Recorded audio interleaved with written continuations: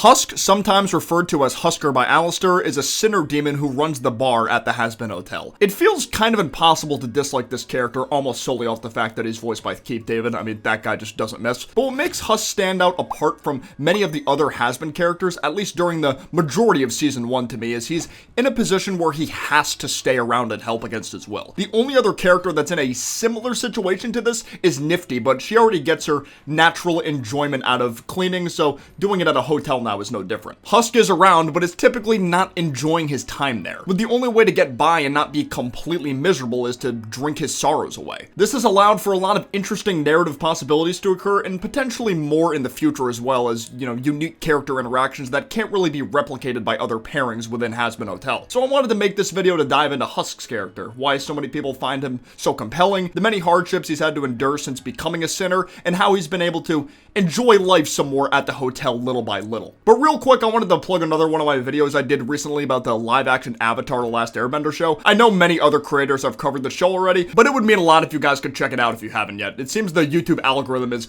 doing everything in its power to keep this video in the dark, unfortunately. Thank you so much. Play your card, be who you are, a loser, just like... Once again, like many other character breakdown videos I've done on Hazbin characters, I want to go over Husk's design and origins. Believe it or not, the first iteration of Husk wasn't even designed by VGMarkis herself, but rather Viv's younger sister, who goes by Raz online. This version of Husk was a lot more simplistic overall, still kind of having a magician aesthetic with that top hat and deck of cards, though his fur being almost entirely gray made him look more like your run-of-the-mill cat. It wasn't until the 2014-2015 time period where Husk's design would more or less be finalized, with some small tweaks here and there by the time the official series was in production. Now leaning into his magician look a lot more, with the color patterns of his fur resembling a tuxedo and the hearts around his fur too. Hearts, of course, being one of the types of cards you get in a traditional deck used for both magic and gambling or just card games. The pilot design in hindsight did add more to this than the finalized one, because the lower parts of Husk's wings in the pilot had the other types of card symbols on there, clubs, spades, and diamonds. Yet the finalized version opted out of this for some reason, replacing the other card symbols with simple circles, with the hearts being the only card symbol that stuck around. Not sure why that change was made, because the other symbols being there without a doubt add more flair to the design, even with how subtle their placements were. But if anything were to stick around, it's a smart idea for the hearts to have, because it may have been used as a physical representation of Husk having a softer side to him. His relationship with Angel is a big one that I'll get more into on later, but he's just generally very patient with a lot of the stuff that goes around at the hotel. One of my favorite instances of his is when Nifty was super drunk in episode 6 and started treating Husk like a pet cat. Instead of freaking out or forcing her off of him, he kind of just sat back and took it because he figured it would get Nifty to calm down, then it wasn't that big of a deal overall. His love for magic and gambling is so high that he even uses the props from those activities to fight other people. My gamer brain rot has gotten so bad that when I first saw Husk throwing hands with those loan shark looking demons, I couldn't help but think of Twisted Fate from League of Legends. Yeah. Before Husk died, it's been stated by the crew that he lived in Las Vegas, spending time around the casinos for basically his whole life, sometimes playing the saxophone at lounge bars. So it's no wonder he developed a gambling addiction, since Vegas is the biggest casino and gambling city in the United States. His date of death was confirmed to be in the 1970s, which doesn't seem to have any kind of special connection to his character. The only thing that I could find related to gambling, casinos, and magic about the 1970s was New Jersey allowing gambling in Atlantic City in 1976. Now that city stands at the second largest gambling city in the US besides Vegas, of course. If anyone else may have any reasons why Husk was chosen to Paris in the 70s, let me know in the comments, because maybe I'm missing something here. Husk's name meaning is pretty on the nose once you factor in his character history. The word husk usually refers to the dry outer covering of a fruit or seed, simply serving as the shell for the good stuff underneath. Just like how Husk is now. He's someone who used to hold the position of a hell overlord, securing many of his soul contracts through his gambling skills. So if this guy ever got on hot streaks, it meant more souls and more power to have at his disposal. But that's the thing about gambling, is you're usually more than likely to lose than you are to win. There's only so much skill you can use in a game like gambling. This was something that Husk had to learn the hard way when he met Alistair the radio demon. Husk overconfidently put his own soul on the line in a gamble with Alistair and lost, going from a powerful overlord to a standard sinner who has a soul owned by someone else at that, being forced to abide by Alistair's request if anything comes up, essentially becoming a husk of his former self. Powerful overlord overlord to hotel barkeep against his will. Just like the other main hotel residents and staff, Husk makes his first appearance in the pilot. Albeit with not a ton of screen time, the pilot does a very good job at capturing just what kind of character he is even within the first 20 seconds or so of his screen time. We know he likes to gamble, drink, and has a poor relationship with his boss, Alistair. Husk's relationship with Alistair is kind of a polar opposite of the one Alistair has with Nifty. It's never really been outright stated, but I've just been going with the assumption that Alistair owns Nifty's soul too. Just about every interaction with Alistair and Nifty is a positive one, whereas Alistair and Husk's are usually negative. But there's only so much Husk can do to fight back when his soul is at stake. Plus, Alistair is smart enough to know how to get Husk to behave. Cheap booze plus free room equals tolerable kitty. Throughout the first 3 episodes of Season 1, Husk continued to act very grouchy around everyone else, constantly drinking and simply tolerating the people around him. This was most evident with his interactions with Angel Dust. Angel would constantly flirt or make sexual advances towards Husk, something Husk couldn't stand because not only did it just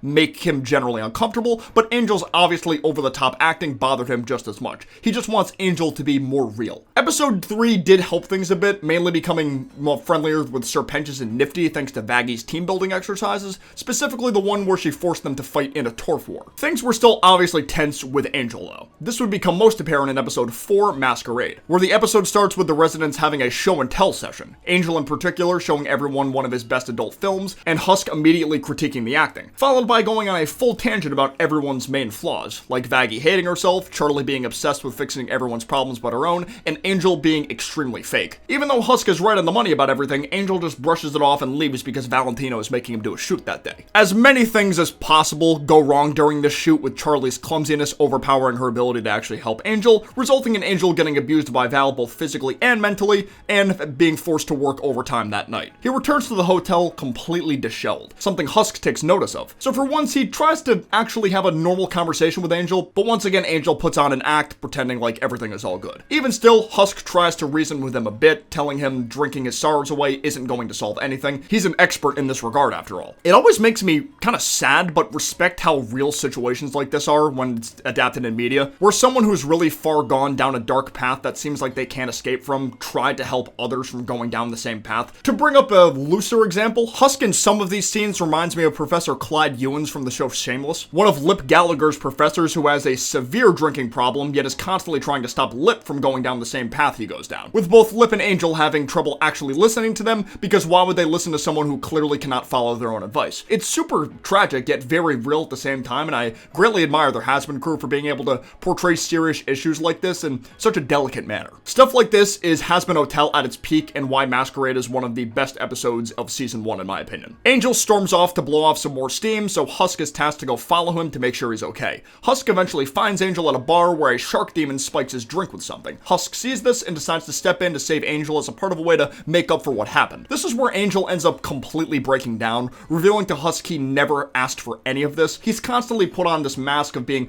overly flirty to cope with the fact that he hates everything about his professional life, with the hope that if he can drink and abuse enough substances, then maybe Val wouldn't see him as good enough for his business and finally let Angel go. Another reason why this episode is so great in my eyes is because Angel's way of coping is another very realistic way of coping that some survivors in real life will do themselves. Now Husk finally sees the real Angel and is able to have a real conversation with him, even opening up a bit about himself regarding his past with Alistair. So these two guys can see they have a lot more in common than they initially believed. Their respective traumas aren't exactly the same, but they've both gotten into trouble with strong overlords with seemingly no way out of their respective hells as of right now, as well as just generally regretting the choices they've made in hell, allowing the two of them to still find comfort in each other's company instead of drinking their sorrows away or putting on a mask 24/7, something that the song Loser Baby encapsulates perfectly. It's a shame there's still a small percentage of people out there who continue to misunderstand the meaning of the song, taking it completely at face value, believing Husk is making fun of Angel for selling his soul to Val when that couldn't be the furthest thing from the truth. He's calling Angel a loser for not trying to solve his problems in a more productive manner, but Husk also acknowledges he's a loser himself for selling his soul to Alistair. By the end, these two are able to bond in a way that nobody else in the hotel could even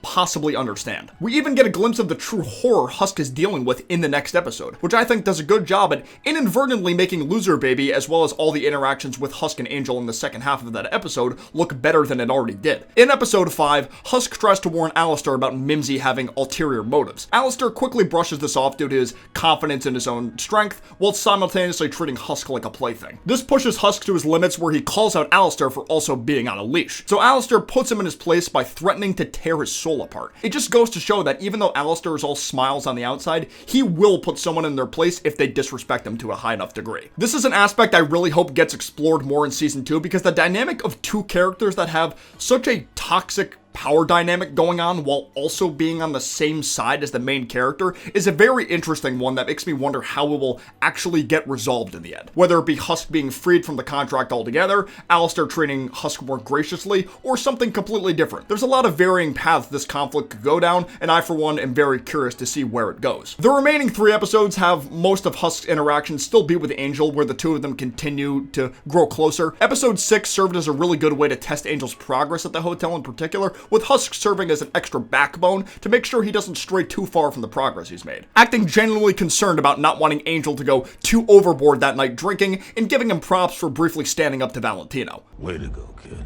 Wanted to make this clear since I haven't done so yet. As of right now, I'm personally viewing the dynamic between Angel and Husk as more of a father-son kind of relationship, or little brother, big brother one, as opposed to a romantic one. None of their current interactions from season 1 feel like enough to completely confirm these two will get together in a romantic way in my eyes. Plus, I personally think the more platonic relationship works better for these two characters. That being said, I'm not completely against the idea of them eventually becoming romantic if that's how the crew wants to, take things. It's just a matter of how it's executed. Episode 7 illustrates the bonds Husk, Angel, and even Serpentius formed together over the months at the hotel. Despite not as much of these events being shown as I would have liked due to the 8-episode order of the season, it still does a good job with these 3 characters and the progress they've made together. Even though Husk technically isn't even a regular resident who's trying to get into heaven, he went from a grouch who didn't really like anybody to someone who's now willing to stand by the new friends he's made till the bitter end against the Heaven Exorcists, fighting on the front lines when Angels pulled up. The Hotel Alliance did end up winning, but at the expense of the original hotel being completely destroyed.